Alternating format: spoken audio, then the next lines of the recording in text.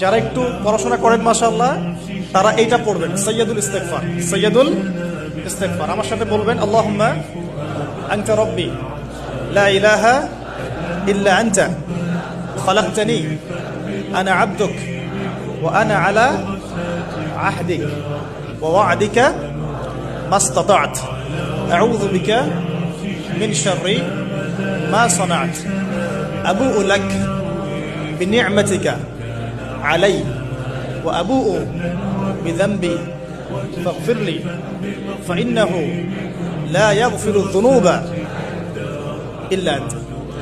এই যে আমরা গত লেকচারে বলেছিলাম যে আমাদের ইবাদতগুলো অন্তঃসার শূন্য হয়ে যাচ্ছে এই কারণে, বিকজ আমরা অর্থটা বুঝি না।